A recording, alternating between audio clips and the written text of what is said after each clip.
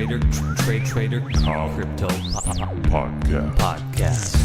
This is the Trader Cobb Crypto Podcast. G'day everyone and welcome to the Trader Cobb Crypto Show. Hope you're having a fantastic day.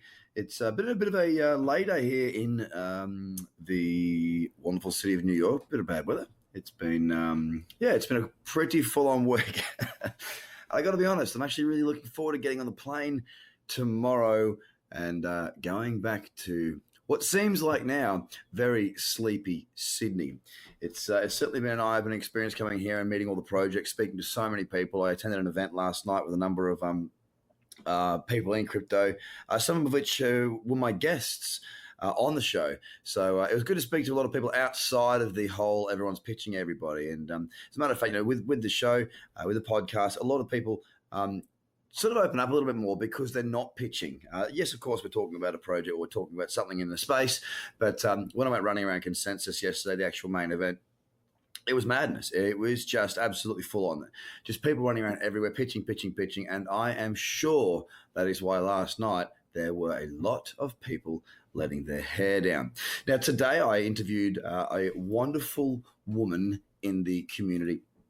Her name was Donna Riddell. I really say to you, when that comes out, we're getting it edited, have a listen and a watch of that interview. She's a wonderful human being with an amazing background and so much to do for this space. So that was one of my highlights, actually, was speaking with her today. It was certainly fantastic. So I want to go through now and just sort of talk to you about the market a little bit. Have a quick look at what's going on across the markets. Now, yesterday, for my Market View members, I had found a potential trade setup on Bitcoin Cash short. Now, it did set up the way I wanted it to. It did everything I wanted it to, except for actually fill. I didn't actually get a trade. It did not fill. It moved higher, took out the stop loss, and then it fell. And of course, the market is down ever so slightly today. Now, the whole point I'm trying to make here is that sometimes things can set up exactly how you want them, and you might get a great trade. You've been waiting and stalking and setting the trade up and going through your checklist, and it fits all the rules perfectly. Let's just say you raise the order, and then it doesn't happen. What are you doing around that order? So, for example, if it takes out the stop loss level prior to going through your entry level, you should be canceling that order. Now, I know that I take this for granted. I know that I haven't said this before. It's just because I just see it as something that's obvious. But maybe it's not so obvious for you. An order is only valid while the trade is still valid. Now, if the market does not enter you in and then goes beyond where your stop loss would have been, of course, you don't make a loss on that because you have to be entered into the trade to be taken out of the trade. So it's not so much of it's not a big deal. It is a big deal that you cancel that order, because if the reason for being in that trade and having the levels, i.e. the stop loss level, is invalidated, then of course the reasons for being in that trade or wanting to be in that trade are no longer valid. In that case, you need to cancel your order. Now, sometimes if you raise an order and you've got to go out or you go to bed or whatever may be that gets in the way and you can't cancel it immediately, that's okay. That is life and that happens.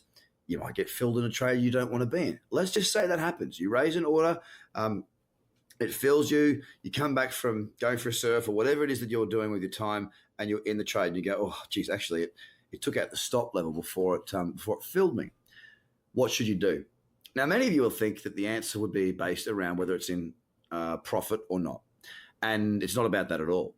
As a matter of fact, if the trade stop loss was invalidated and you are now in that trade, the only suggestion, the only thing that you should be doing is looking to close that trade. Now, I don't care if it's in profit or not. A good trader will recognize that they should not be in that trade in the first place. Now, if you are in profit, well, that's great. But you do not want to stay with that position. You should not be in that. You don't want that to come into your subconscious thought and affect what you do going forward. So the second a trade is invalidated, i.e. the stop is taken out, now before you entered into the trade, you need to cancel that order. It's one of these very, very simple things. It's something that I know I don't talk about some of the simple things sometimes, but often I go over some things that are more relevant to me. That's why I've got the Journey of the Apprentice series, which I'm looking forward to getting back into again when I get back to Sydney. But it's certainly something that is very, very important. So that is, if a trade that you're in is a trade that you shouldn't be in, you close it immediately, regardless of whether it's profiting or not.